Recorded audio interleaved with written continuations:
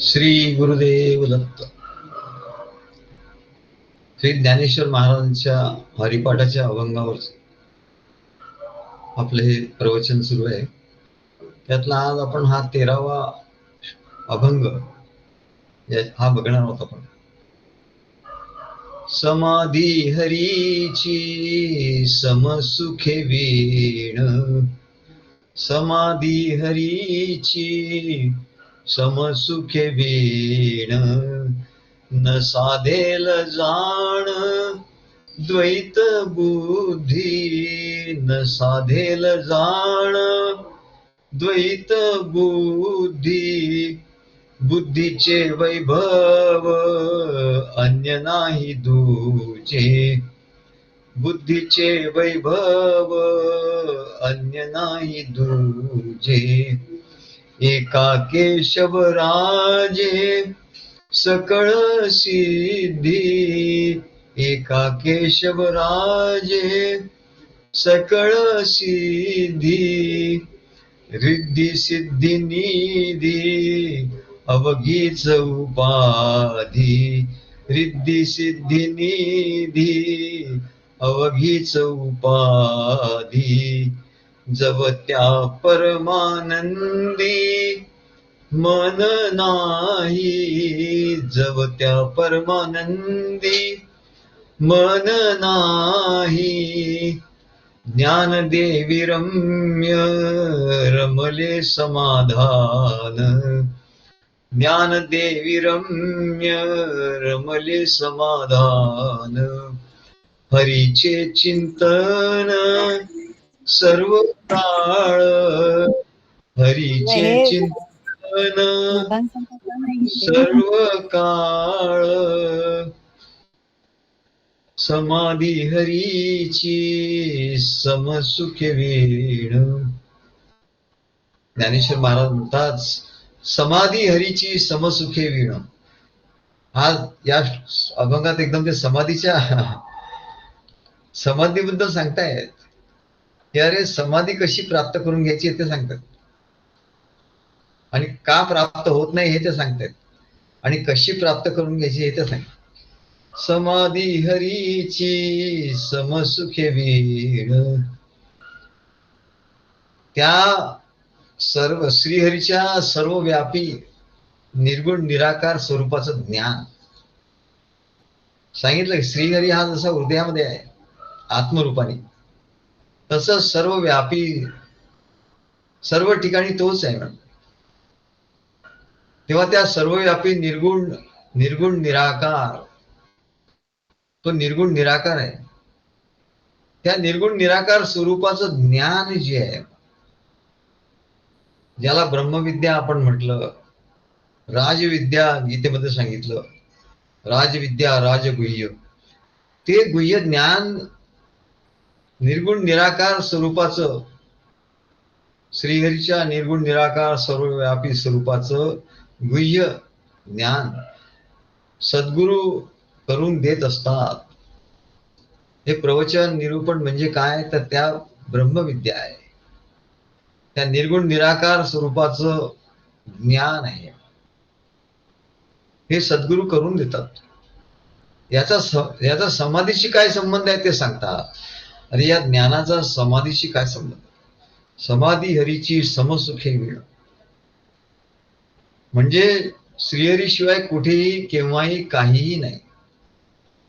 हे ज्ञान हे निर्गुण निराकार स्वरूपाचं ज्ञान.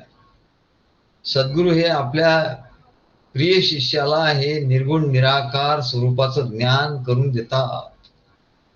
श्रीहरीशिवाय कुठेही केव्हाही काही नाही, दुसरं काही नाही. म्हणलं तुला काय दिसत असेल तर त्याला न साधेल जाण द्वैत बुद्धी, तुझी द्वैत बुद्धी आड आली की तुला ते साधणार नाही. म्हण हे ज्ञान कसे करून साधलं पाहिजे, तर समाधी साधेल पाहिजे.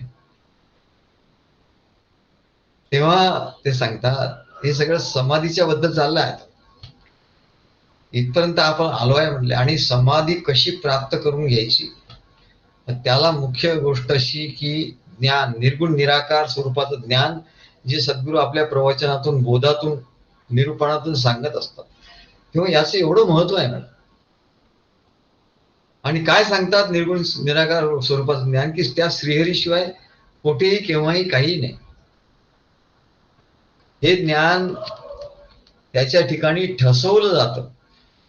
म्हणजे हे ज्ञान वारंवार सांगून जेव्हा ते सांगतात तेव्हा ते बुद्धीच्या ठिकाणी ठसतं, त्याचा ठसा उमटतो. नाहीतर म्हणले ते ज्ञान प्राप्त होतं आणि निघून जातं, ऐकतो आणि निघून जातं, या काळाने ऐकलं आणि त्या काळाने निघून जातं. तेव्हा सद्गुरू हे ज्ञान सांगतात आणि त्याला समाधीच्या अवस्थेकडे नेतात आणि म्हणून सांगतात की एका भुलला जनार्दनी. एकनाथ महाराज त्या जनार्दनाला भुलले, त्यांच्या त्या ज्ञानाला भुलले. एक भुलतो आणि दुसरं भुलणे म्हणजे विसरणे. एका भुलला एक त्याला आकर्षित झाला आणि एक भुलला म्हणजे विसरला. असं दोन आहे म्हणा. तेव्हा एका भुलला जनार्दनी, एका जनार्दनी गुरु परब्रह्म तयाचेनी पैनाम सदामुखी. म्हणून त्या सद्गुरूंचं नाम आपल्या हृदयामध्ये नेहमी असलं पाहिजे आणि त्याचा बोधाने आपण नेहमी युक्त असलं पाहिजे. तेव्हा त्या भक्ताला सद्गुरू आधी सद्गुरू रूपाच्या ध्यानामध्ये नेतं. सद्गुरू रूप हे काय, त्याला ध्यानाच्या अवस्थेत नेतं. सद्गुरू रूप नसेल तर आत्मा फक्त निर्गुण निराकार आहे, त्याचा पत्ता लागणार नाही म्हणा. मग निर्गुण निराकार आणि सर्वव्यापी अशा त्याच्या स्वरूपाचं, आत्म्याच्या स्वरूपाचं, श्रीहरीच्या स्वरूपाचं ज्ञान प्राप्त करून घ्यायचं आहे. तर आधी सद्गुरू रूप एका भुलला जनार्दनी, काय एका जनार्दनी गुरु परब्रह्म. तर सद्गुरूच्या रूपाचं ध्यान आणि रूपाचं ध्यान त्या हृदयामध्ये केलं असताना आत्म्याच्या ठिकाणी ते ध्यान होतं. म्हणजे तो आत्मा सगुण होतो सद्गुरू रूपाने आणि आत्म्याच्या ठिकाणी सद्गुरूच्या सगुण रूपाचं ध्यान लागतं, तेव्हा ध्यान लागतं. नाही तर आत्म्याचं असं ध्यान लागणार नाही. आधी सद्गुरू रूपाला आपल्या हृदयात घ्यावं लागतं, त्या सद्गुरू रूपाचं ध्यान सद्गुरू रूपामुळे ध्यान लागतं आणि ध्यानाशिवाय त्या आत्म्याचा साक्षात्कार होत नाही. सद्गुरू रूपाने त्या आत्म्याचं ध्यान लागलं की त्या ध्यानातून ज्ञान निर्माण होतं म्हणा. त्या ध्यानातून ज्ञान निर्माण होतं आणि ज्ञानातून ध्यान निर्माण होतं. ज्ञानातून ध्यान, ध्यानातून ज्ञान. असं मोठं सूत्र आहे म्हणा. आधी सद्गुरू रूपाचं ध्यान, तुम्हाला ज्ञान पाहिजे ना. आधी सद्गुरू रूपाचं ध्यान करा, ते हृदयात जाईल म्हणा. हृदयात गेलं की ते आत्म्याशी एकरूप, तो आत्माच आहे. एका जनार्दनी गुरु पर ब्रह्म सांगितलं. सद्गुरू तिथे दिसले हृदयात की झाला, तुला आत्मा दिसला म्हणा. मग आत्मस्वरूप हेच परब्रह्म स्वरूप असल्यामुळे निर्गुण निराकार सर्वव्यापी अशा श्रीहरीचं ज्ञान त्याला अनुभवायला येत. ते ज्ञान त्याला अनुभवायला येतं. सद्गुरू रूपाचा ध्यास लागतो त्याला, त्याच्या हृदयाच्या ठिकाणी तो ध्यास लागतो आणि त्या ध्यास लागतो आणि ध्यासाने ध्यान लागतं आणि ध्यानाने त्या आत्मस्वरूपाचं ध्यान होतं आणि मग त्याचं ज्ञान होतं. असा हा म्हणले मोठा खेळ आहे. तर म्हणले तो हृदयाच्या ठिकाणी असं आत्मस्वरूपाचं अशा प्रकारे ध्यान करतो. आपण मागे सांगितलं की आत्म्यावर प्रेम करण्याची कला म्हणजे ध्यान. ध्यान म्हणजे काय हो? आत्म्यावर प्रेम करण्याची कला, art. It's an art and science of meditation. What is an art and science of meditation? असं इंग्लिशमध्ये बोललं तर असं की आर्ट आणि सायन्स आहे, कला आहे आणि शास्त्रीय आहे. हे कलाही आहे आणि शास्त्रीय आहे. आत्मविद्या आहे. तेव्हा म्हणले हृदयाच्या ठिकाणी सद्गुरूला घेऊन जाणं आणि तिथे सद्गुरूचं ध्यान केलं असता त्या आत्म्याचं ध्यान आपोआप होतं. वेगळं ध्यान करण्याची आवश्यकता नाही आणि कोणी करू शकत नाही आणि ते कोणी होऊ शकत नाही. त्यामुळे असं भक्तांना हे सोपं झालं म्हणलं अगदी. आत्म्याचं ध्यान करायचं तर सद्गुरूचं ध्यान करायचं. मग त्या श्रीहरी स्वरूपाच्या ध्यासाने तो श्रीहरीच्या सर्व व्यापी स्वरूपाचं ध्यान करतो. आणि आत्मा हा सूक्ष्म रूपाने जसा हृदयात आहे तसा तोच आत्मा, तेच सूक्ष्म रूप, तेच व्यापक आहे म्हणा. सर्व व्यापी स्वरूपाचं ध्यान होतं म्हणून त्याच्यामुळे सर्व व्यापी ध्यान त्याचं ध्यान होतं. आणि हे ध्यान जेव्हा दीर्घकाळ कायम राहतं, हे ध्यान असं दीर्घकाळ जेव्हा कायम असतं तेव्हा त्याला सर्व काळ समाधीची अवस्था म्हणतो. आधी धारणा, मग ध्यान आणि मग समाधी. धारणा कशी करायची? सद्गुरूंच्या प्रेमाची धारणा, सद्गुरूंच्या रूपाची धारण ते हृदयात धारण करायचं. मग असं ते हृदयात धारण झालं, होता होता होता आपोआप त्याचं ध्यान लागतं. त्याचं ध्यान धारणेचं ध्यानात रूपांतर होतं आणि ध्यान करता करता करता असा सर्व काळ दीर्घकाळ असं त्याचं ध्यान करता करता करता त्या ध्यानाचं रूपांतर कशात होतं? समाधीमध्ये होतं. धारणा, ध्यान, समाधी. योगाच्या भाषेत बोलायचं तर धारणा, ध्यान, समाधी. सद्गुरूच्या रूपाने प्रेमाने धारणा करायची हृदयाच्या ठिकाणी. मग तिथे ध्यान लागतं. याला आर्ट म्हणतात. काय ही कला आहे म्हणाल. आत्म्यावर प्रेम करण्याची कला म्हणजे ध्यान.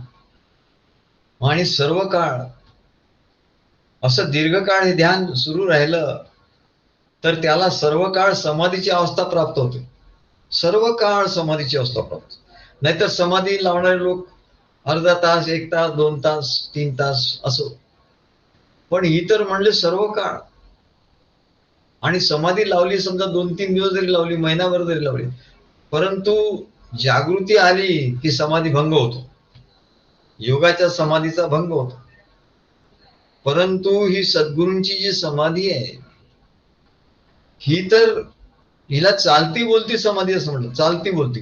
तो चालतोय, बोलतोय, सगळे कामं करतोय, तरी त्याची समाधी मात्र भंग पावत नाही. त्याची समाधी भंग पावत नाही. आणि कारण काय? तर त्याला श्रीहरीच्या सर्व व्यापी स्वरूपाचं ध्यान असतं. तो त्या श्रीहरीशिवाय दुसरं काही तिथं नाहीच आहे. असं त्याचं दृढ असं ध्यान त्याच्या ठिकाणी निर्माण होतं. आता याला उदाहरण काय द्यायचं? याचं ज्ञान तर आपण झालं, पण उदाहरण काय द्यायचं? तर व्यवहारातलं जरी आपल्याला उदाहरण द्यायचं झालं तर पूर्वी असं लैला मजनू के किस्से असं म्हणून असायचं हिंदीमध्ये. लैला मजनूचे किस्से. त्यांचं प्रेम कसं होतं? प्रेम तेवढं घ्यायचं, बाकी काही नाही. म्हणजे ती आर्ट कशी आहे? ती आर्ट त्यांच्याकडनं घ्यायची. हृदयात आत्म्यावर प्रेम करण्याची कला काय आहे? मग असा कलाकार कोण होता? तर म्हणले व्यवहारात असा कलाकार एकच होऊन गेला मला. काय जबरदस्त कला त्यांनी दाखवली. जसा एखादा चित्रकार असतो काय, आणि तो चित्रकार व्यवहारातलं, पण त्याचं चित्र कला एवढी हे असते, त्याची कला काय होती? तसं म्हणले तर लैला मजनू हे किस्से आहे. हे संसारातलं सांसारिक प्रेम आहे, पण त्याची काय कला होती घेण्यासारखी आहे म्हणाले. कला घेण्यासारखी आहे त्याची. तर त्या मजनूचं लैलावर प्रेम होतं आणि एवढं प्रेम होतं की प्रेमाची पराकाष्ठा. म्हणजे एवढी कोणी संसारात प्रेम नाही करू शकत. काही झालं ते थोडा काळ राहील मग जाईल. तो म्हणजे प्रेमात पागल असं म्हणतो. पागल, वेडा झाला होता. लैलाचं प्रेम त्याच्या हृदयात एवढं होतं की तो प्रेमाने वेडा झाला. आणि त्यांचा विरह झाला. लैला एकीकडे, तो मजनू दुसरीकडे. पण ते प्रेम एवढं गाढ होतं की त्याच्या हृदयात ती लैला होती. बघा आता इथे सद्गुरू आपल्या हृदयात आहे, त्यांच्यावर प्रेम आहे. इथे ते लैला त्याच्या हृदयात होती. त्याच्यामुळे त्याच्या ठिकाणी तो प्रेम, ते प्रेम त्याच्या ठिकाणी होते. आणि त्याच्यामुळे सर्व ठिकाणी त्याला लयलाच दिसत होती. खाण्यापिण्याच्या पदार्थात काय कुठे जातो तिथे कोणी भेटलं त्याच्या ठिकाणी ती लयलाच दिसत. त्याला दुसरा माणूस कोणी दिसत ना, दुसरी वस्तू दिसेना, काहीच दिसेना, सगळं लैलामय होऊन गेलं त्याच. तसं म्हणाले म्हणजे त्याची ही चालती बोलती समाधी होती. कशी बरं, ते लैलाच्या ठिकाणी असेल, भले सांसारिक प्रेम असेल, पण त्याच्यातली जी आर्ट होती, परफेक्शन होतं त्या आर्ट मध्ये, जे ती आर्ट आपल्याला घ्यायची, की तो जसा सर्व काही कामं करत होता, सर्व काही गोष्टी करत होता, फिरत होता, जो काही एका ठिकाणी बसून समाधी लावून लैलाला बघत नव्हता म्हणा, सर्व काही करत होता, पण दिसत होती त्याला लैला, दुसरं काही नाही. बघा, याला आर्ट म्हणतात. हृदयात आत्म्यावर प्रेम करण्याची ही पद्धती आहे. हे दिस इज अन आर्ट, आणि हे सायन्स आहे म्हणा. आणि म्हणून सर्व काळी सर्व वेळी, आपण म्हणतो सर्व काळी सर्व वेळी देव आहे सर्वाजवळ, असं म्हणतात. असं ज्ञान सगळ्यांना आहे, सगळीकडे परमेश्वर आहे, पण त्याची आर्ट प्राप्त करून घेतली नाही, ती कला प्राप्त करून घेतली नाही, ते सगळं फुकट आहे, ते सर्व ज्ञान फुकट आहे. म्हणून सद्गुरूंचं प्रेम, श्रद्धा एवढी बळकट पाहिजे की सद्गुरूंना आत आल्याबरोबर ते प्रेम आपल्या ठिकाणी एवढं वाढलं पाहिजे. मग डोळे उघडून आपण बघितलं बाहेर, काही कामं केली, काही चालू आहे बाहेर सगळे व्यवहार, तरी आपल्याला सद्गुरू दिसतात. तेव्हा याला समाधीची अवस्था असं म्हणतात. ही चालती बोलती समाधी आहे म्हणा. तेव्हा त्याला लैला वाचून जसं काही केव्हाही कुठेही काहीही दिसत नसे, तसं भक्ताला सद्गुरू वाचून कुठेही केव्हाही काही दुसरं दिसतच नाही म्हणा. श्रीहरीशिवाय दुसरं काही दिसत नाही. तेव्हा श्रीहरीचा असा ध्यास लागला असता, असा आत ध्यास लागल्याबरोबर तो सर्वकडे ध्यास तो लागतो म्हणा, आपोआपच लागतो. म्हणून आत ध्यास लावून घ्यावा लागतो. सर्वकडे तू बघत बसू नको. सर्वकडे बघायला गेला तर तू म्हणले विसरून जाशील आतलं सर्व. तू आत तो ध्यास लाव, तर तुला तो सर्वकडे दिसेल.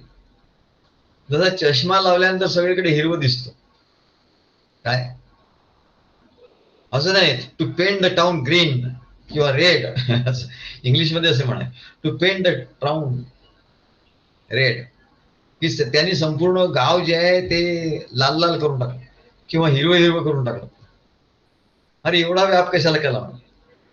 सर्व गाव तू रंगवणार किती श्रम होतील तुला, त्याच्यापेक्षा तू असं कर, चांगला एकदम गाढ हिरव्या रंगाचा चष्मा घ्या आणि लाव, तर सगळं गाव आपोआपच रंगीत होऊन जाईल म्हणले, आपोआपच हिरवं होऊन जाईल, हिरवगार सगळं.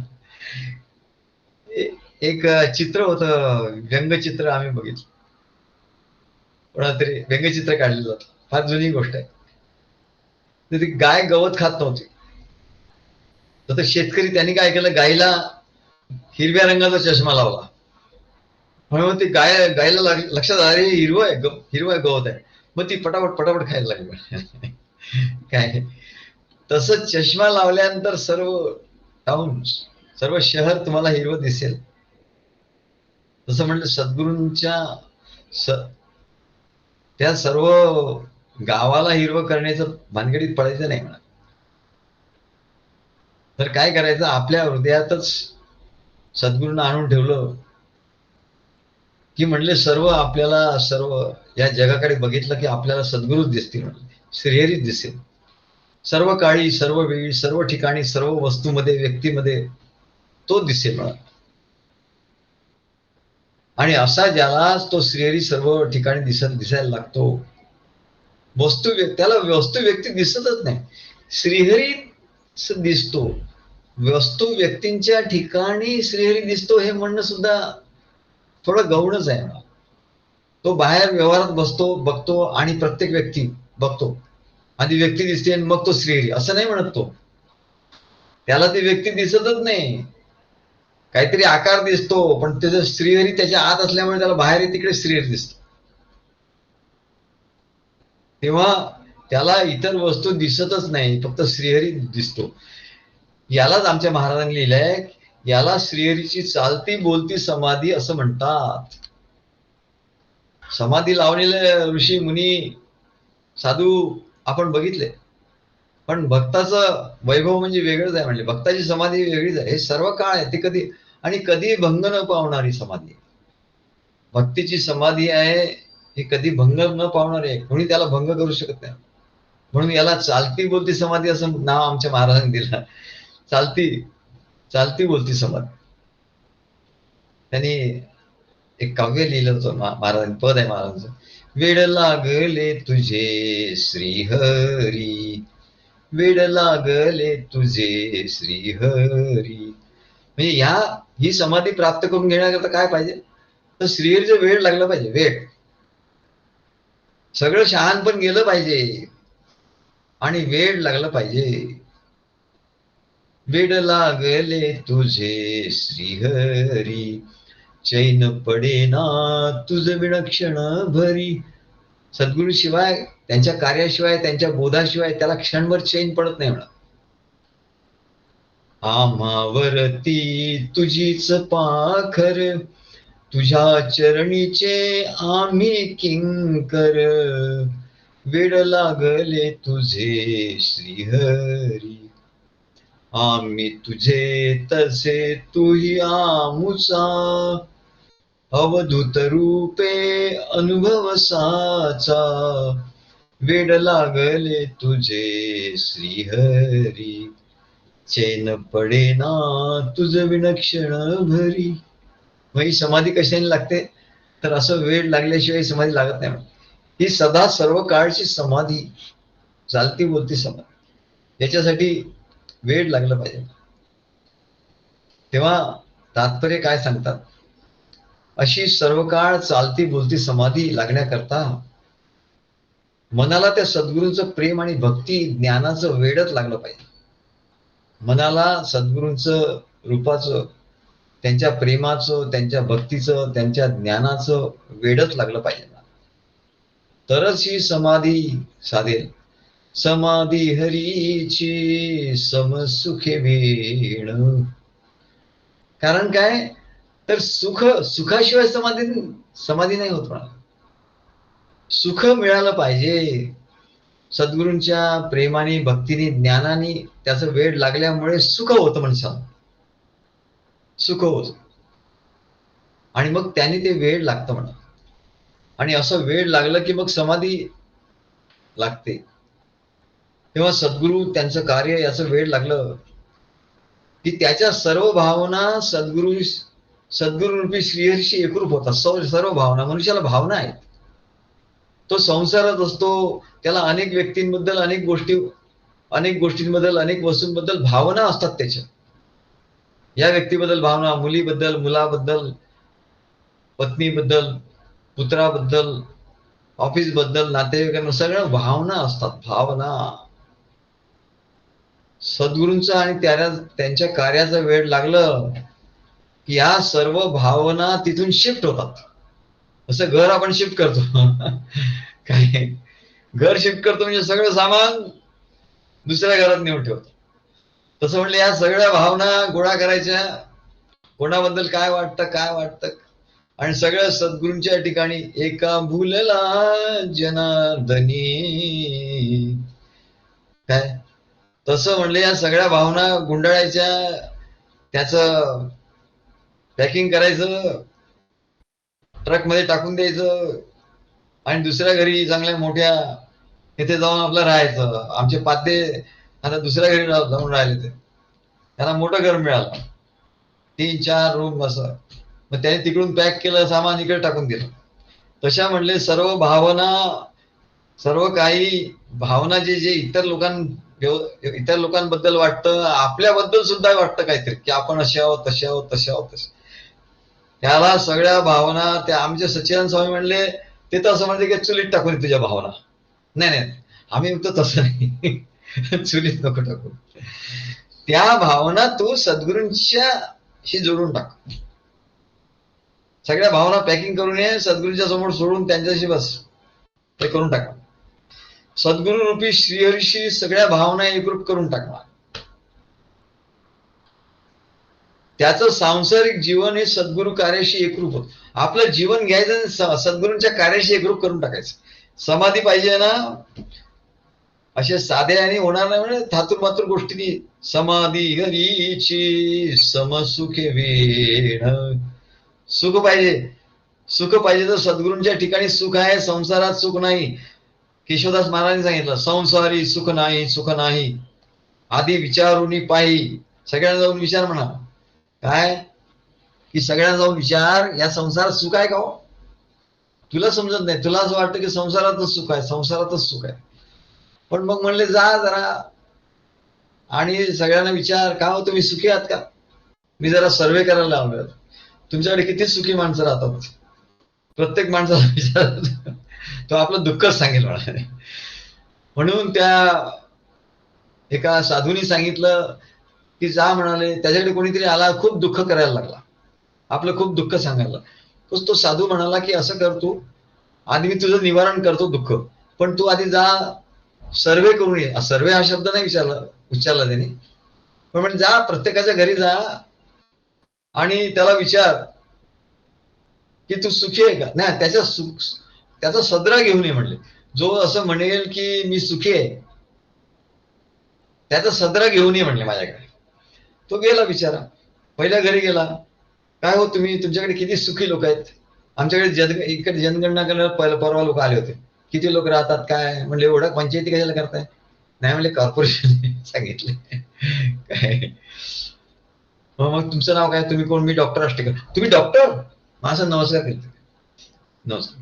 अहो म्हटलं ते डॉक्टर नाही, आम्ही PhD डॉक्टर. हा, पण तरी केवढं मोठं आहे बघा, लोकांना लगेच येवर.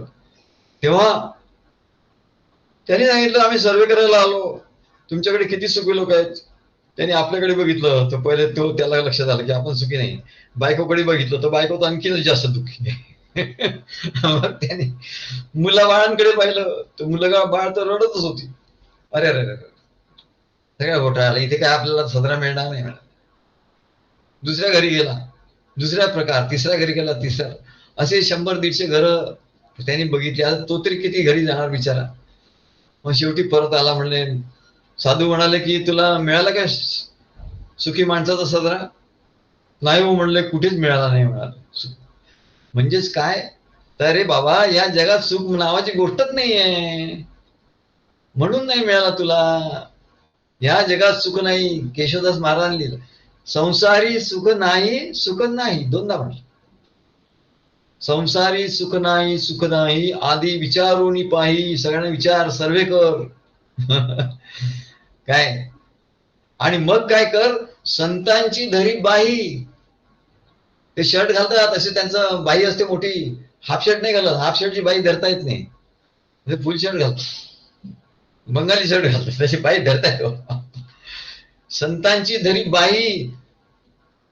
मग बाई धरल्यामुळे काय होईल, ते चालले आपल्या स्पीडनी चालले. तुलाही ते आपल्या स्पीडनी घेऊन जातील म्हणले. नाहीतर तू रेंगाळत रेंगाळत चालला सुखाच्या मागे, तर तू कधी पोहोचणार नाही म्हणले. समाधी हरीची समसुखे विण. समसुखे विण, समाधी हरीची समसुखे विण. समसुखे विण म्हणजे तू असं जर बाई धरली, इतर वेळी दुःखच दुःख आहे म्हणले. संसारात कोणीच सुखी नाही, प्रत्येकाचं दुःख वेगळं. मग आता काय सुख कुठे आहे? मग तर म्हणले सुख सद्गुरूंची बाई धर, म्हणजे सुख तुझं सुरू आहे, सुखाचा मार्ग सुरू होईल म्हणाले. समसुखे विण. आणि मग काय होईल म्हणाले, अशी बाई धरली की सुख तुला प्राप्त होईल. आणि मग सुख प्राप्ती झाली तुला की मग तुला जरी दुःख झालं, दुःखाचा प्रसंग आला, तुला जरी दुःखाचा प्रसंग आला, ते काय ते दाखवतात, काय दाखवतात, तेव्हा बाई धरल्यानंतर तुला सुखच सुख मिळेल. आणि मग जर दुःख काही दिसलं तुला, तर ते तुझी अवस्था सम राहील. तू काय करशील, अरे माझ्याकडे तर सुख आहे, दुःख दिसतंय पण ते मला नाही आहे. दुःख दिसतंय मला, दिसत नाही असं नाहीये, माझ्याही ठिकाणचं दुःख दिसतंय मला.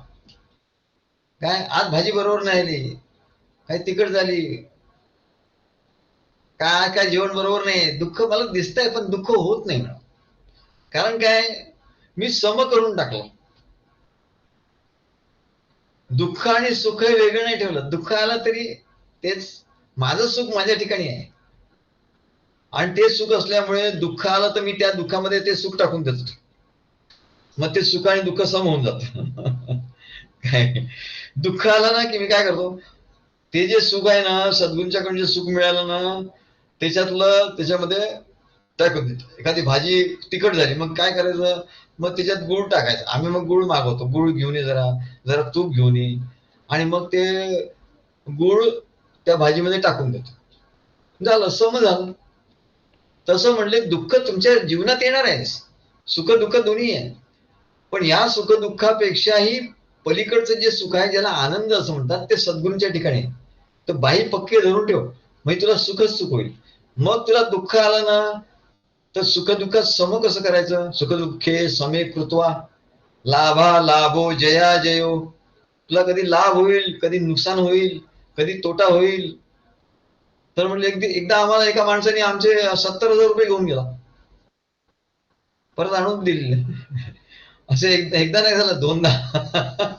दोनदा. मग आम्ही काय केलं, इकडचं सद्गुरूंचं सुख घेतलं आणि ते नुकसान भरपाई करून टाकले. नुकसान भरपाई म्हणजे काय, दुसऱ्याकडून पैसे घेऊन नुकसान भरपाई नाही, सद्गुरूंच्या जो आनंद आम्ही घेत होतो, अरे या आनंदाच्या ठिकाणी या दुःख कशाला म्हणाले. सद्गुरूंचं घेतलं सुख आणि ते आनंद तो टाकून दिला, ते समान होऊन गेलं. समाधी हरीची, समाधी हरीची समसुखे वीण, न बाधेल जाण द्वैत बुद्धी. आणि मग द्वैत बुद्धी तुला बांधणार नाही, म्हणजे की दुःख आहे का सुख आहे असं माहिती. तेव्हा म्हणलं, असं त्याचं सांसारिक जीवन हे सद्गुरु कार्याशी एकरूप होत.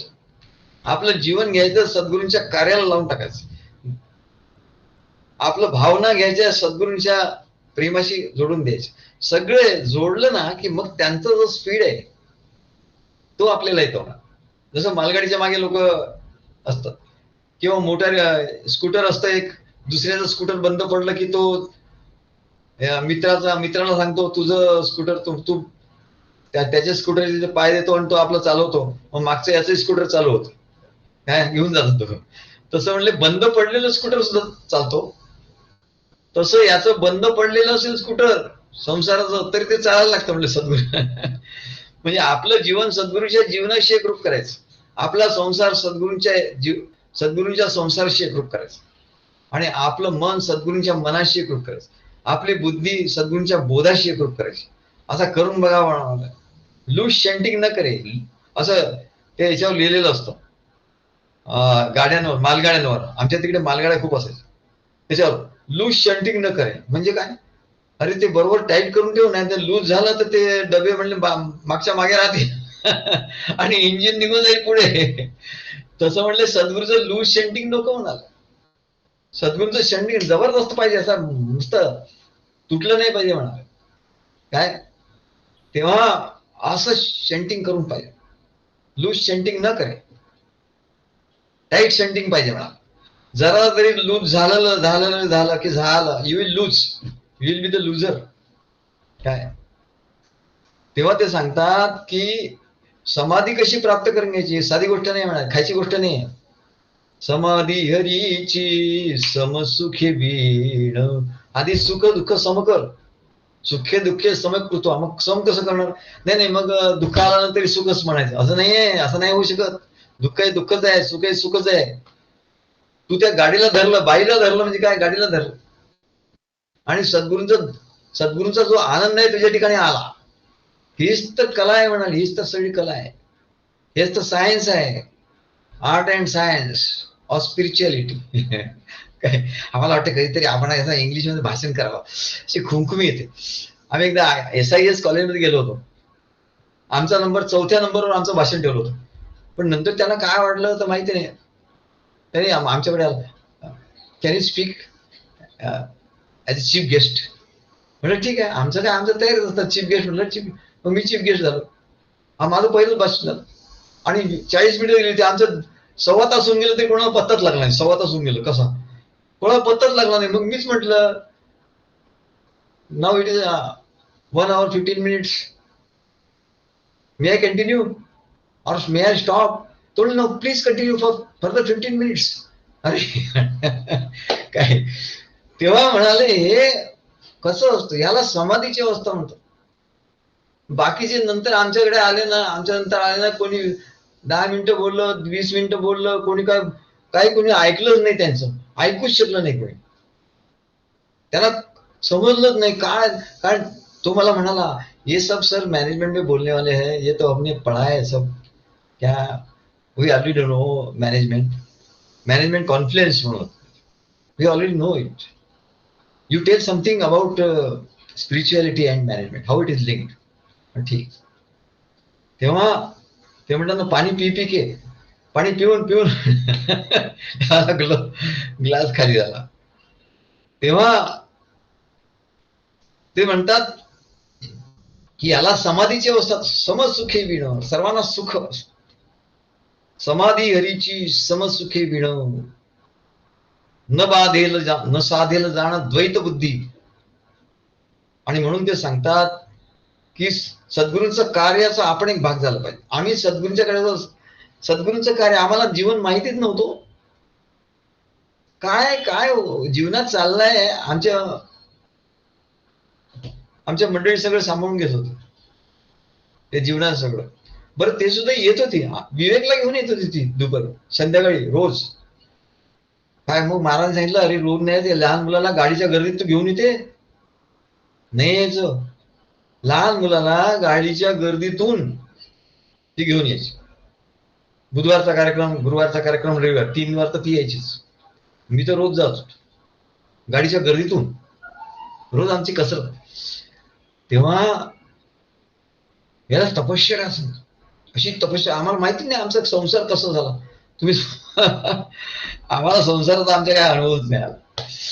काय समज होऊन गेला तो. एवढं ती त्या स्पीड होता गाडीचा, त्या एरोप्लेन होत ते. तेव्हा आपलं जीवन म्हणजे सद्गुरूंचं कार्याचं जोडून घ्यायचं. आपलं मन सद्गुरूंच्या मनाशी जोडायचं. देही देह मिळे, मनी मन मिळे. आज असं चाललं तर 2 तास चालेल, कारण 5 मिनिटाचं एवढे मिनिटं झाले. आज एवढं असं चाललं तर 2 तास निश्चित जाणार. आमच्या जीवशिव केसरी आख्यानामध्ये आम्ही लिहिलो कसं तो शिवकेसरी जीवकेसरी, जीवकेसरी शिवकेसरीशी एकरूप झाला, झाल्याशिवाय त्याची शक्ती नाही येणार तेव्हा, त्याच्याशी एकरूप व्हावंच लागेल. मग तो कसा एकरूप झाला? देही देह मिळे, मनी मन मिळे, रक्ता मिळे रक्तही. तिथे युद्ध चालू होतं, रक्ताशी रक्त मिळालं. प्रेमी प्रेम मिळे, जसे मिळतसे अव्यक्ती ते व्यक्त ही. सगळं व्यक्त व्यक्त म्हणून जे काही दिसतं तुझ्या संसारात सकट, ते सगळं अव्यक्त सद्गुरूंच्या ठिकाणी म्हणजे श्रीहरीच्या ठिकाणी सगळं मिळालं पाहिजे. त्याला समाधी असं म्हणतात. तेव्हा ते सांगतात की अशा रीतीने सद्गुरु कार्य हेच त्याचं मुख्य जीवन होऊन राहतं. सद्गुरु कार्य हेच त्याचं जीवन होतं.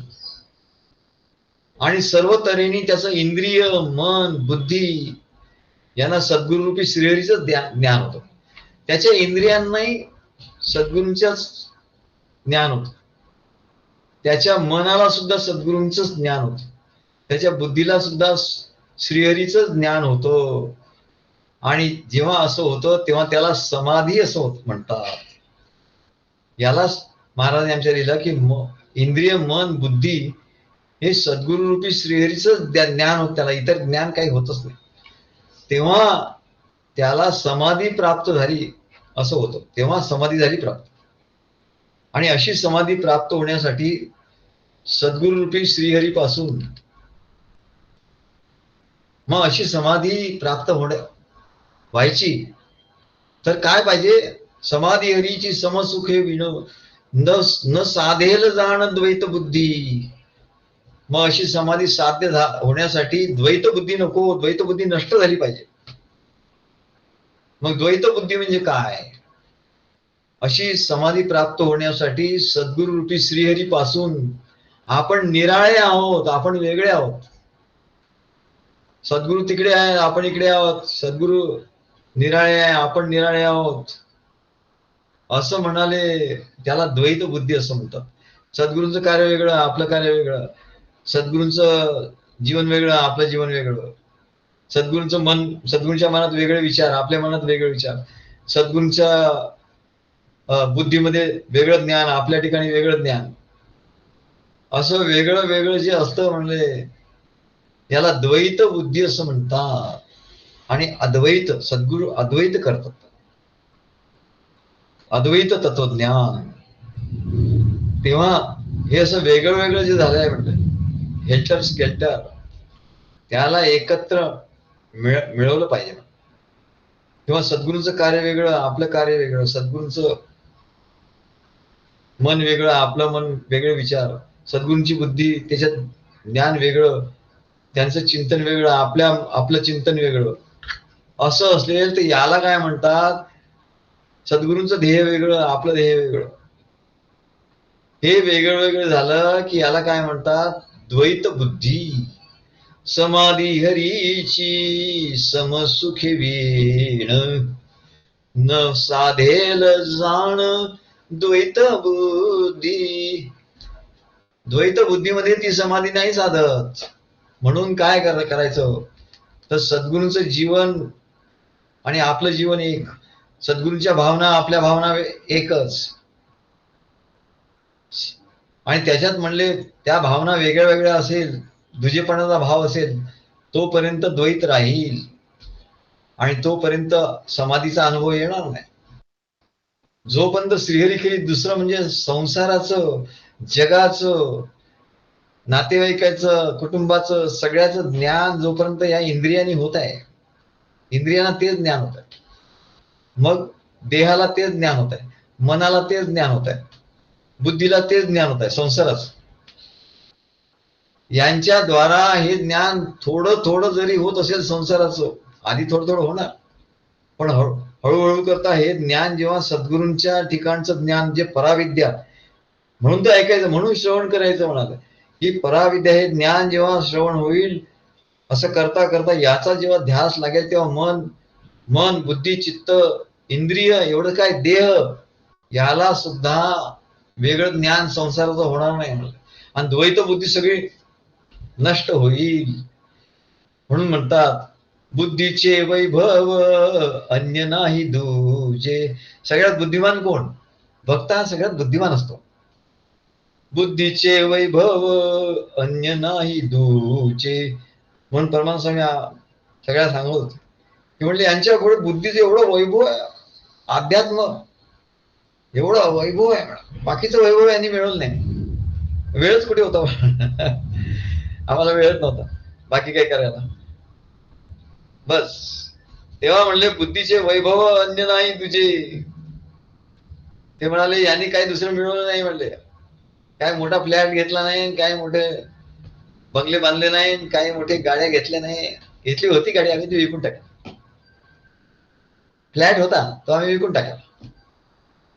काय तेव्हा म्हणले बुद्धीचे, कारण आमच्याकडे एवढं वैभव आहे ना. बुद्धीचे वैभव अन्य नाही दूजे, अन्य नाही, दुसरं नाही. एका केशवराजे सकळ सिद्धी, सगळ्या सिद्धी तिथूनच मिळतात म्हणाल्या. सगळ्या सिद्धी त्याच्यात आहे. नाही मग तुम्ही काय सिद्धीचे चमत्कार वगैरे दाखवता की नाही? काय सिद्धी तुमच्याकडे काही चमत्कार वगैरे आहे का नाही म्हणाले? तू काही चमत्कार वगैरे करता की नाही? काय काय चमत्कार तुम्ही केले सांगा असं. एका केशवराजे सकळ सिद्धी, सगळे सिद्धी प्राप्त होतात.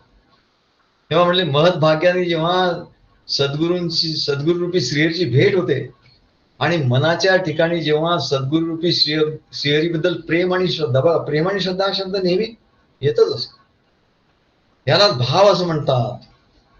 प्रेम श्रद्धा निर्माण होतात म्हणजे भाव निर्माण होतो आणि तो भाव उत्कट होत जातो, उत्कट होत जातो. तेव्हा म्हणले असा भाव जेव्हा उत्कट होतो तेव्हा सद्गुरूच्या बोधाचे वारंवार संस्कार होतात. सद्गुरू हॅमर करतात, हॅमरिंग.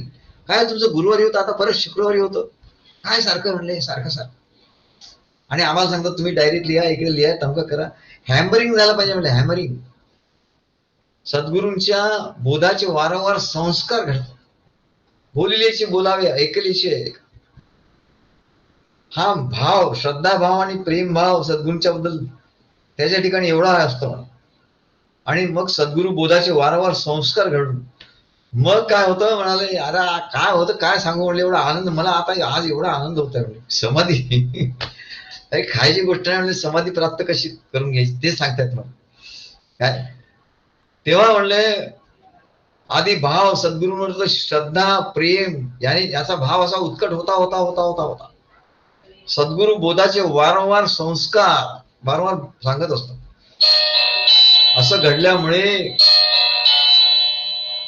घडल्यामुळे काय होतं, मन आत्मविचाराने तल्लीन होतं. बघा समाधीकडे चाललो आपण. आधी सद्गुरूंच्या बद्दल सगळं सद्गुरूंशी जोडलो, जीवन मन बुद्धी चित्त इंद्रिय. त्याच्यानंतर श्रद्धाभाव प्रेमभाव श्रद्धाभाव पूर्ण झाला, उत्कट झाला. मग सद्गुरू बोधाचे वारंवार संस्कार त्याच्यावर झाले. त्याच्यामुळे काय घडलं, मोठं आश्चर्य घडलं. मोठं आश्चर्य घडलं. मन आत्मविचाराने तल्लीन झालं म्हणा. तल्लीन त्या आत्म्याशी एकरूप झालं. तुम्हाला आत्मसाक्षात्कार झाला का हो? म्हणलं तुम्हाला आत्मसाक्षात्कार म्हणजे समजतं का काही? कोणी असं विचारलं आत्मसाक्षात्कार झाला का हो तुम्हाला? म्हटलं आधी मला सांगा की आत्मसाक्षात्कार याचा अर्थ काय? तुम्हाला माहिती आहे का आत्मसाक्षात्कार काय आहे? त्या आत्मसाक्षात्कार कसा होतो हे म्हटलं कोणालाच माहिती नाही. आत्मसाक्षात्कार साक्षात्कार म्हणतात, लिहितात भलतच म्हणा. एकाने साक्षात्कारी पाऊल खुणा असं पुस्तक लिहिलं होतं. ते नंतर आमचे शिष्य झाले, आमच्यापेक्षा वयाने मोठे होते, प्रिन्सिपल होते, डायरेक्टर होते, सगळं होतं. आणि मग ते देवरे नाव होतं देवरे गुरुजी. आणि मग ते आमच्याकडे आले. आमचं ते ऐकल्याबरोबर ते एकदम त्यांचे साक्षात्कार सगळं निघून गेलं. साक्षात्कारातली हवा निघून गेली. साक्षात्कारी पाऊल खुणा असे लिहित. म्हणजे साक्षात्कार म्हणजे मग त्यांनी आम्हाला विचारलं म्हणजे साक्षात्कार झाला का? म्हटलं आधी मला सांगा साक्षात्कार म्हणजे तुमचं काय त्याच्यावर. साक्षात्कार म्हणजे काय म्हणजे नाही आता मला असा अनुभवला तसा अनुभवला. म्हणलं याला साक्षात्कार म्हणत नाही. संसारातले जे अनुभव आहेत त्याला साक्षात्कार म्हणत नाहीत. ते एक आपलं मोटिवेशन आहे, त्याला मोटिवेशन असं म्हणतो की काहीतरी आपलं गाजर दाखवलं पाहिजे ना, त्याच्याशिवाय तो येईल कसा इकडे. म्हणून त्याला काहीतरी संसारात बाबा तू इकडे येशील तर तुझं असं होईल तसं होईल. होतही तसं. तो खरंच त्याचं श्रद्धा प्रेम असेल ना तर तसं होतं, निश्चित होतं. त्याचा संसार सुखाचा होतो, नाही होत असं नाही, होतोच निश्चित. तेव्हा त्याचा संसार सुखाचा होतोच. पण म्हणले साक्षात्कार हा वेगळा आहे. साक्षात्कार म्हणजे काय संसार. अहो तुकाराम महाराजांच्या संसारात काय फरक पडला? ते गरिबीचे गरीबच होते पण त्यांना आत्मसाक्षात्कार झाला. संसार काय झाला? आत्मसाक्षात्कार त्यांना झाला की नाही. ज्ञानेश्वर महाराजांना आत्मसाक्षात्कार झाला. तर म्हणले असं सद्गुरू बोधाचं वारंवार संस्कार घडतात. This is art and science of samadhi असा ते ग्रंथ लिहायला पाहिजे. आर्ट अँड सायन्स ऑफ समाधी काय तो म्हणले याचा विस्तार केला ना तो आर्ट अँड सायन्स ऑफ समाधी नावाचा मोठा ग्रंथ होईल. मग सद्गुरू बोधाचे वारंवार संस्कार घडल्यामुळे मन आत्मविचाराने तल्लीन होतं. नाचायला लागतं. आत्मविचार त्याच्या ठिकाणी आत्म्याचाच विचार असतो, म्हणजे सद्गुरूंचाच विचार असतो. आणि असा आत्मविचाराने ते तल्लीन झालं. आता आम्ही महाराजांच्याकडे येत आणि ते विचार एवढा आनंद आमच्या ठिकाणी असायचा की आलं की परत एक काव्य व्हायचं आमचं. मग दुसऱ्या दिवशी आम्ही महाराज दाखवायचं. महाराज अरे वा तू काव्य केलं, बघा बघा यांनी काव्य केलं. महाराज सांगायचे, अरे म्हण म्हण. एकदा तर त्यांनी असं केलं की आम्ही, अरे हे काव्य खूप चांगलं आहे, तू मग उद्या म्हणशील का, उद्या उद्या म्हण. तर त्या दिवशी आम्हाला बरं नव्हतं, आम्ही जाऊ शकलो नाही. तर ते त्यागानंद स्वामी म्हणून होते, ते मोठे कवी होते आणि MA संस्कृत MA मराठी महाराजांचे शिष्य होते. मग त्यांना त्यागानंद सांगितलं, हो यांनी काय काव्य लिहिलंय म्हणले, वाचा वाचा तुम्ही तुम्ही म्हणाले हे काव्य म्हणा. आणि महाराज ते काव्य त्यांच्याकडून म्हणून घेतलं. काय ध्यास म्हणजे काय, आत्मविचाराने तल्लीन होते. म्हणजे आम्ही हे खंडकाव्य लिहिली म्हणजे काय, हे समाधीची अवस्था. त्यांची समाधी, ते समाधीतून येऊन आम्हाला सांगायचे, आम्ही समाधीतून ते काव्य लिहायचं. आत्मविचाराने मन तल्लीन होतं.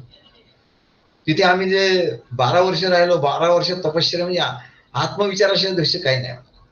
संसार गिंसार काय नाही, संसार नाही काय नाही. आणि कॉलेजमध्ये आम्ही तसंच जात होतो. काय आम्हाला काय, आम्ही त्याचं काही लेक्चर मध्ये काय सांगायचं काय नाही, तिथे गेल्यावर सुरू. काय तेव्हा म्हणाले, मन आत्मविचाराने तल्लीन होतं. सद्गुरु बोधाच्या मुळे मन आत्मविचाराने, आत्म्याशी तल्लीन, त्याला साक्षात्कार असं म्हणतात. आत्मसाक्षात्कार म्हणजेच बाह्य सर्व सांसारिक विचाराचा विसर पडतो. मजसी माझा विसर पडला, सर्व संसाराचा विसर पडतो म्हणाले. आणि एक एक सद्गुरु बोधाचेच विचार मनात घुमत राहतात. त्याच्यामुळे मन आत्मविचारात तल्लीन होतं. आणि मग इंद्रियांच्या द्वारा विषयांचं जे सुख असतं, मग जेवायला बसलं, काय जेवलं माहिती नाही, पण विचारलं काय भाजी कशी झाली होती आणि पोळी कशी झाली होती आणि हे कसं झालं होतं, ते लक्षातच राहत नाही. कुठली भाजी खाल्ली ही लक्षात राहत नाही. काय तेव्हा म्हणाले, इंद्रियांना सुद्धा ते कळत नाही म्हणाले. आणि इंद्रिय काय म्हणतात की विषयांचं सुख नको म्हणतात. इंद्रिय अशी समाधी लागते, अशी तल्लीनता होते की एरवी इंद्रिय धडपडणारे बाहेरचं सुख घ्यायला, ते इंद्रिय काय म्हणतात, नको रे बाबा, हे नको म्हणतात. आम्ही इथे हे करत असताना, लिहित असताना कोणी काय आणलं आम्हाला, एकदम हे होतं, हे बदललं का, बदललं ते चिवडा, ते पोहे बदला का, तर चहा, हो तो चहा गार झाला, झाला तर झाला, दुसऱ्यांदा गरम का. म्हणजे इंद्रियांना ते नकोच होतं सुख, कारण ते या समाधीच्या सुखाच्या आड येतं. समाधीचं सुख एवढं घेतोय, ते चहाचं सुख आणि ते पाण्याचं सुख आणि त्या पोह्याचं सुख, ते कसलं बाजू बाजू. या समाधीच्या सुखाच्या आड समाधी काय म्हणतात, समाधी हरीची समसुखे वीण, समाधी हरीची समसुखे वीण, न बाधेल जाण द्वैत बुद्धी. तेव्हा म्हणले हे सगळं आड येत आहे, संसार आड येत आहे, बाजू बाजू बाजू कर जात, या समाधीच्या सुखाचा आड येत आहे, अशी अवस्था होते. आता हे संत पुरुषामुळे होते अवस्था ही, आम्हाला त्यांची म्हणजे ते सोडायचीच नाही. आज आले नाही म्हणजे कसं, अरे अष्टीकर नाही आले कसं काय, रोज इथे येणार नाही आला, अरे असं जाणार नाही आला. मग दुसऱ्या दिवशी किंवा ते फोन करून सुद्धा विचारायचे, काय तुम्ही काय बरं नाही का, आज काल बरं नव्हतं मला, हा म्हणते.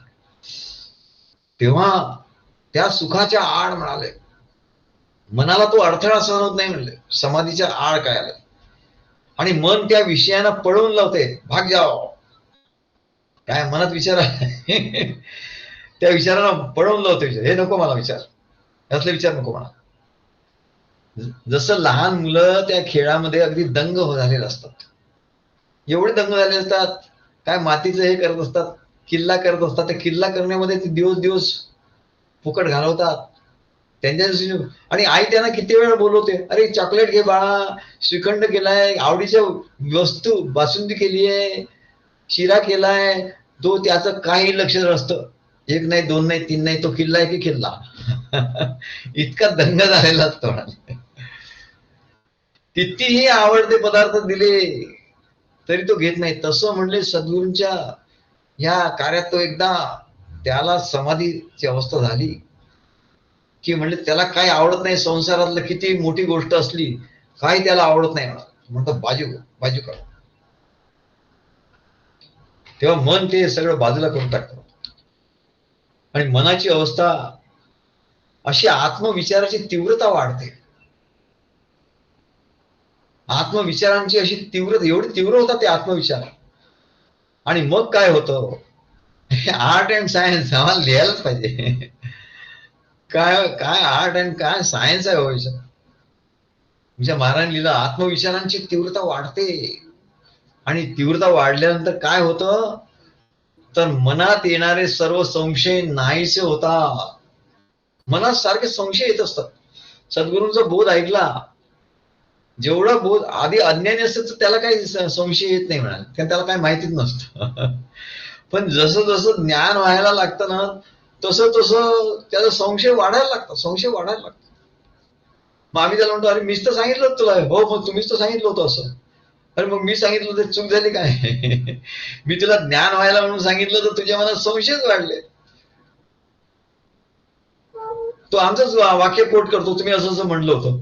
अरे हो मी म्हणलो होतं, माझं वाक्य तूच मला. मी ज्ञान सांगण्याकरता तुला हे ज्ञान झालं पाहिजे, ज्ञान तर तू घेतलं नाही आणि तुझ्या ठिकाणी संशयच बरेच वाढले म्हणाल, संशयाचं पीक आहे. तर मग म्हणले आत्मविचाराची तीव्रता वाढल्यावर मनात येणारे जे संशय आहे ते नाहीसे होऊन टाकतो. म्हणलं आत्मविचार एवढा जबरदस्त असतो की मनात संशय उठलेला सुद्धा त्याला सहन होत नाही. त्याला सहन होत नाही तो संशय. असा आत्मविचार जबरदस्त त्याच्या ठिकाणी असतो.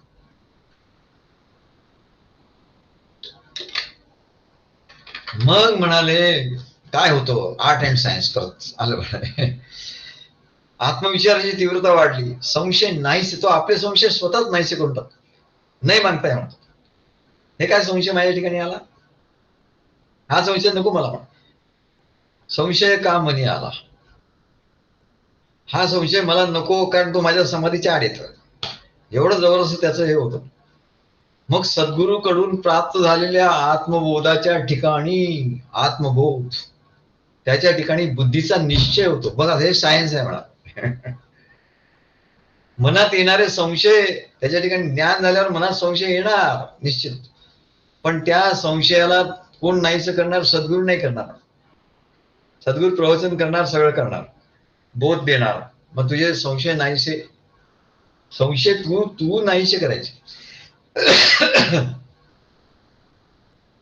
सद्गुरू काय म्हणतात, मी बोध तुला दिला, त्या बोधानेच तू म्हणले एवढा तीव्र विचार कर, तुझ्या ठिकाणी विवेक एवढा तीव्र कर म्हणा, एवढी त्या तलवारीची धार कर, धारदार कर तुझी तलवार. ज्ञान खड्ग, तुला ज्ञान खड्ग दिले आहेत, ते घासून घासून असं विचार करून करून, तपश्चर्या करून करून, आत्मविचार करून करून आणि आत्मबोधाचं तलवार, हे व्रत अशी धारा, अशी म्हणजे तलवार, हे व्रत आहे म्हणले. कसलं व्रत आहे, अशी धारा. तलवारीला धार करून करून करून करून तलवारीला अशी धार केली की ते ज्ञान खड्ग हातात घेतलं आत्मबोधाचं, की म्हणाले येणारे जे काही संशय आहे येऊ दे म्हणले. आता एकेका संशयाला असं कापून काढ, नाही मागताय, कारण तो चाललाय, तो विवेक सिंह, तो आपल्या घोड्यावर बसून चाललाय म्हणा सत्वगुणाचे, आणि ते येणारे संशय तोच नाहीसे करून टाकतो, कारण ते त्याच्या समाधीच्या आड येणार आहे आत्मबोधाच्या. मग काय होतं, असे संशय नाहीसे झाले की आत्मबोधाच्या ठिकाणी बुद्धीचा निश्चय होतो. मोठं सायन्स आहे. संशय नाहीसे झाले की काय होतं, बुद्धीच्या ठिकाणी आत्मबोधाचा निश्चय होतो. ज्ञान सगळ्यांना असतं, पण बुद्धीच्या ठिकाणी त्याचा निश्चय होत नाही. बोध सगळ्यांना असतो, तो बोलूनही दाखवतो बोध, काय तुम्ही सद्गुरू सांगितलं, पण वेळ आली की कळतं, अरे मग तो म्हणतो असं कसं झालं, तसं कसं आहे, असं कसं ते, असं म्हणायला लागलं, समजायचं की अरे याचा बोधाचा बोलण्यापुरताच आहे. हा बोलू काका आहे, करू काका नाही. बोलू काका आणि करू काका. अरे हा बोलू का कोणी, बोलू काका निघाला. मला असं वाटलं एवढा आत्मबोध हा सांगतोय तर याचा काही उपयोग केलाच नाही म्हणाले. म्हणजेच लक्षात येतं की हा बुद्धीचा निश्चय नाही झाला याचा. कारण काय, तर संशय नाहीचे नाही झाले. म्हणून संशय नाहीचे झाले की बुद्धीचा निश्चय होतो. आणि म्हणून शंकराचार्य म्हणतात गुरोस्तु मौनम व्याख्यानम. शंकराचार्य नाही, शिष्यस्तु छिन्न संशय. सद्गुरु सगळं ज्ञान सांगतात, बोध सांगतात, केवढं तरी सांगतात. आणि लोक म्हणतात काय अगाध आहे हो तुमचं ज्ञान हे. हो, आम्हाला एवढी आमची हिंमत की आम्ही त्या रामकृष्ण मठात गेलो, त्याने आम्हाला प्रश्न विचारले. त्यांना ज्याचं उत्तर येत नव्हतं ते प्रश्न आम्हाला विचारले, आणि आम्ही का आमच्या अंगात संचारच होता. ते एवढी समोर भगवी कपडे वस्त्र घातलेला एवढा मठाधीश बसलाय आणि तो प्रश्न विचारतोय. आणि अत्यंत नम्रतेने, त्याची नम्रता दाद देण्यासाठी अत्यंत नम्रतेने विचारलं मला. माझं वय किती लहान, त्याचं वय किती मोठं. माझं वय त्यावेळेला काय 50-55 असेल, त्यांचं वय त्यावेळेला 80-82 होतं. आणि एवढं संस्कृतवर कमांड त्याची होती, एवढं मठाधीश होतं. पण मला त्यांनी प्रश्न विचारला आणि त्यांना माहिती होती की हा उत्तर देईल तर हाच देईल. आणि म्हणून आम्हाला त्याची खात्री होती की उत्तर येईल तर माझ्याकडून निश्चित येईल. असं त्याचं हे होतं बुद्धीचं. कारण बुद्धीचा निश्चय झाला. नाही तर असं होईल, अरे मी याला काय सांगणार, असं होईल. पण बुद्धीचा निश्चय झाला. आणि म्हणून आचार्य म्हणतात गुरोस्तु मौनम व्याख्यानम शिष्य प्रज्ञास्तु केवला शिष्यस्तु छिन्न संशय. सद्गुरू सर्व ज्ञान सांगतात, बोध सांगतात, आणि मग ते मौन होतात, मौन ध्यानात जातात. मौन, आणि त्यांचं मौन म्हणजे हे शिष्याला केवढं तरी व्याख्यान असतं. आमच्या महाराजांनी शेवटी मौन धारण केलं होतं. आम्ही रोज जायचं संध्याकाळी, पण महाराज काही बोलायचे नाही. शेवटी एकदम मौन त्यांनी धारण केलं. आणि ते पाटी आणि पेन्सिल ठेवली होती, आणि ते पाटी पेन्सिलवर फक्त लिहायचे काही एखादा शब्द त्याने जे म्हणायचे ते, आणि ते मौन झाले होते महाराज. गुरोस्तु मौनम व्याख्यानम. सद्गुरु जेव्हा मौन होतात तेव्हा शिष्याला कळत नाही यांना काय म्हणायचं आहे. पण ज्याने एवढा आत्मबोध ऐकला तो त्याला कळतं अरे काय म्हणायचं त्याला. मग ते महाराज म्हणायचे अरे तुम्ही बोला. मग ते म्हणायचे नाही, नुसतं हाताने असं सांगायचं. मग आम्ही बोलायचो शिष्य प्रज्ञास्तु केवला. मग शिष्याची प्रज्ञा काय, आणि त्यांनी आपले शिष्य असतो छिन्न संशय. त्यांनी आपले संशय आपल्या आत्मबोधाने नाहीसे केले की नाही. जर त्यांनी आपले सगळे संशय सद्गुरूने छिन्न करणार, आपल्या आत्मबोधाने त्यानेच ते छिन्न संशय केले पाहिजे. तेव्हा सद्गुरू मौन होता आणि त्याचे शिष्याचे संशय तो स्वतः छिन्न भिन्न करतो, कारण ते त्याच्या समाधी अवस्थेच्या आड येतात.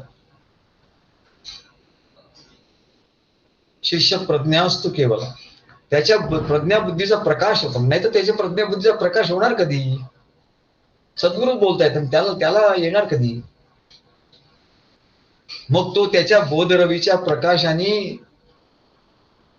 तो आपले सर्व संशय छिन्न भिन्न करून टाकतो. आणि छिन्न भिन्न झाले की मग बुद्धीच्या ठिकाणी त्याला ज्ञान, सद्गुरूंनी सांगितलेला आत्मबोधाचा निश्चय होतो. तो म्हणतो हे असंच आहे, काय संशय बिंशय काय नाही, काही शंका गिंका काय नाही. आत्मबोधाचा निश्चय त्या बुद्धीच्या ठिकाणी होतो. आणि म्हणून तुकाराम महाराज म्हणतात निश्चयाचे बळ तुका म्हणे त्याची फळ. निश्चयाचे बळ तुका म्हणे त्याची फळ. म्हणजे आत्मबोधाचा बुद्धीच्या ठिकाणी निश्चय होणं हेच फळ आहे. काय फळ आहे, सगळ्यात श्रेष्ठ फळ कुठलं अध्यात्माचं, भक्तीचं, तर बुद्धीच्या ठिकाणी सद्गुरूंच्या आत्मबोधाचा निश्चय होणं, निर्धार होणं. कारण बुद्धीच्या ठिकाणी दुसरा कोणत्याही ज्ञानाची जाणीव शिल्लक राहत नाही. फार मोठा विषय आहे हो, एवढा सखोल विषय, एवढा सखोल विषय आहे. आम्ही विचार करून कोण बापरे काय महाराज सांगितलंय, काय जबरदस्त सांगितलंय, एक एक शब्द म्हणजे असा आहे. असा त्याच्या ठिकाणी बुद्धीचा निश्चय झाला म्हणजे तुमचं संपलं नाही का अजून. आर्ट अँड सायन्स नाही म्हणाले, हे सायन्स मोठं आहे. आर्ट अँड सायन्स ऑफ समाधी. काय आता बुद्धीचा निश्चय म्हणताय तुम्ही? हा बरं, आता याच्या पुढे झालं का, संपलं का? नाही म्हणाले. मग बुद्धीचा निश्चय झाल्यामुळे दुसऱ्या कोणत्याही ज्ञानाची जाणीव शिल्लक नाही का. आता एक एक शब्द म्हणजे असा होतो. जाणीव हा शब्द अध्यात्मातला एवढा भारी शब्द आहे, जबरदस्त शब्द आहे. त्याला एवढा सखोल अर्थ आहे, एवढा सखोल अर्थ आहे, एवढा अनुभवाचा अर्थ आहे, एवढा स्वानुभव आहे त्याच्या मागे. काय हो म्हणलं. नाही तर असं तर कोणी वाचेल, हा ज्ञानाची जाणीव झाली का, हा जाणीव झाली, तुला काही जाणीव नाहीये, हे 6 शब्द तो सहज वापरतात ना. पण जाणीव म्हणजे काय, जाणीव होण्याचा अनुभव म्हणजे काय. बुद्धीच्या ठिकाणी सद्गुरूंच्या बोधाचा निश्चय झाला की मग दुसऱ्या कोणत्याही ज्ञानाची जाणीव शिल्लक राहत नाही. संसारिक कुठलं ज्ञान आहे, मला काहीतरी ज्ञान आहे, मला काहीतरी म्हणायचं आहे, तो असं म्हणतो, हे असं म्हणतो, याचं ज्ञान असो, हे ज्ञान असो, अशा कुठल्याही ज्ञानाची जाणीव त्याच्या ठिकाणी शिल्लक नाही. मला समजलं, जाणीव म्हणजे का, मला समजलं संसाराच्या दृष्टीने, ती जाणीव शिल्लक राहत नाही त्याच्या ठिकाणी. अशी जाणीव शिल्लक जेव्हा राहत नाही तेव्हा काय होतं म्हणले, मोठा चमत्कार होतो. म्हणजे तुमचं संपलं नाही का, नाही म्हणाले, जाणीव सांगितलं, मग याच्या पुढे काय, मग चमत्कार होतो. काय चमत्कार होतो, दुसऱ्या कुठल्याही ज्ञानाची जाणीव बाहेरच्या बाह्यांगाने त्याला जाणीव शिल्लक राहत नाही. तेव्हा ती बुद्धी पटकन चटकन आत्मस्वरूपात प्रवेश करते म्हणाले.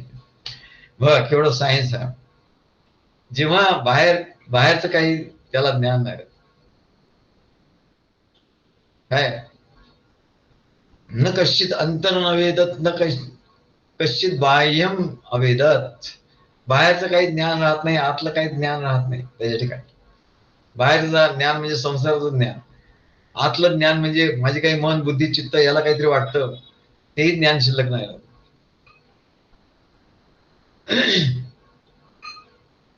तेव्हा ती बुद्धी आत्मस्वरूपात प्रवेश करते. तेव्हा ती बुद्धी आत्मस्वरूपात प्रवेश करते, आत्मेच्या ठिकाणी प्रवेश करते. पण बुद्धीच्या ठिकाणी जोपर्यंत भौतिक सांसारिक विषयांची जाणीव आहे ती असते, तोपर्यंत बुद्धी ही आत्मस्वरूपाला विन्मुख झालेली असते. ती बुद्धी रुसून बसलेली असते. एखादा रुसलेला मुलगा कसा आईकडे पाठ करून बसतो, तसं म्हणाले मनुष्य त्या आत्म्याकडे पाठ करून बसलेला आहे आणि संसाराकडे त्याचं लक्ष आहे, संसाराला सन्मुख झालाय. तेव्हा ही बुद्धी आत्मस्वरूपाला विन्मुख झालेली आहे आणि आत्म्याच्या अगदी जवळ आहे. ती खरं जवळ आहे, पण सन्मुख आणि विन्मुखचा फरक पडतो ना. आई अगदी जवळ आहे, पण विन्मुख झाला तर आई जवळ असूनही दिसणार नाही, आणि सन्मुख झाला ते जवळ आहे, ते दिसेलच म्हणेल लगेच. काय पण तो विन्मुख झाला मग ते दिसतच नाही. तसं म्हणले बुद्धी आत्म्याकडे पाठच फिरवून बसलेली आहे आणि त्याच्यामुळे ती आत्मस्वरूपाला पाहूच शकत नाही. तर त्या आत्मस्वरूपात प्रवेश करण्याची गोष्ट तर दूरच राहिली म्हणाले. आत्मस्वरूपात प्रवेश कसा करेल, तो त्याच्या आत्म्याकडे बघतच नाही, दिसतच नाही त्याला आत्मा. परंतु बुद्धीचा आत्मबोधाच्या ठिकाणी निश्चय झाला एकदा की ही बुद्धी आत्मस्वरूपात प्रवेश करते.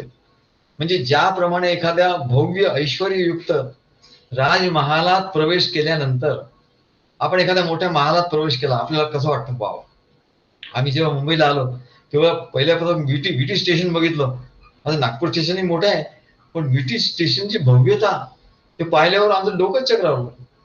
आम्ही काय केलं, बॅग ठेवली त्या बॅगवर बसलो. चक्कर आल्यासारखं झालं. बापरे, हे काय म्हणजे एवढं मोठं स्टेशन असतं, बापरे बाप. मग आम्ही काय करायचं, कुठून जायचं. जिकडे तिकडे दारं, जिकडे तिकडे खिडक्या. जायचं कुठे, मी जाऊ कुठे? काय म्हणजे असं जे वाटतं तेव्हा याला काय म्हणतात म्हणाले, भव्य ऐश्वर्य युक्त राजमहालात प्रवेश केला झोपडीत राहणाऱ्या माणसाने तर काय होईल म्हणा. त्या राजमहालाच्या आकाराचं मन त्याचं होतं का, ते डोकं त्याचं गरगरायला लागतं म्हणाले. त्या राजमहालाच्या आकाराचं त्याला व्हावं लागतं त्याच्या मनाला. जेवढं मोठं आहे तेवढं म्हणले त्याला ते व्हावं लागतं आणि म्हणून त्याचं डोकं गरगरतं. तेव्हा अशीच ती बुद्धी आत्मस्वरूपात प्रवेश करून आत्मस्वरूपात प्रवेश करते तेव्हा त्या आत्म्याचं ऐश्वर बघते, आत्म्याचं व्यापकत्व बघते, ऐश्वर बघते. आणि ते ऐश्वर बघून त्या आत्म्याच्याच आकाराची ती होते, म्हणजे आत्माकार होते. ती बुद्धी आत्माकार होते, आत्म्याच्या आकाराची होते. आणि आत्मा तिच्यात प्रवेश करतो, ती आत्म्यात प्रवेश करते, आत्मा तिच्यात प्रवेश करतो. जसं म्हणले एखादी नववधू पतीच्या घरी जाण्यासाठी पतीच्या घरी निघाले. ही जाणीव झाली तिच्या ठिकाणी. जाणीव काय जाणीव झाली की मी आता माहेर सोडून सासरी चालले, अशी जाणीव तिच्या ठिकाणी एवढी प्रकर्षाने झाली, त्या जाणीवेने ती युक्त झाली. आणि तसाच मग ती शृंगार तिला केला होता, तसा शृंगार करते आणि तिचं त्यावेळेचं सौंदर्य अनेक पटीने वाढतं. एखादी मुलगी आपण आधी बघितलेली असते आणि मग तिचं लग्न होतं तेव्हा अशी शृंगार तिचा होतो आणि तिच्या चेहऱ्यावर अशी तेज, तिच्या चेहऱ्यावर तेज असतं बघा, एक वेगळंच तेज येतं आणि आपण म्हणतो अरे वा काहीच सौंदर्य आहे. तसं म्हणाले ती बुद्धी जेव्हा त्या आत्म्याच्या ठिकाणी प्रवेश करते तेव्हा तिला ऋतंभरा प्रज्ञा असं म्हणतात. ऋतंभरा तस्य प्रज्ञा. ऋतू म्हणजे सत्य, जो आत्मा, त्याचीच एक एक जाणीव तिच्या ठिकाणी, एक एक त्या आत्म्याचीच जाणीव तिच्या ठिकाणी आत पूर्णपणे भरून राहते आणि म्हणून तिला ऋतंभरा प्रज्ञा असं म्हणतात. तेव्हा या अभंगाच्या अर्ध्या भागावर पहिल्या 2 ओळीवर आपलं एवढं प्रवचन झालं. काय मी म्हटलं आधी लवकर आठवत काय ते, समाधी हरीची समसुखी वीण न साधेल जाण द्वैत बुद्धी, बुद्धीचे वैभव अन्य नाही दूजे, एका केशवराजे सकळ सिद्धी, समाधी हरीची समसुखी वीण. श्री गुरुदेव दत्त.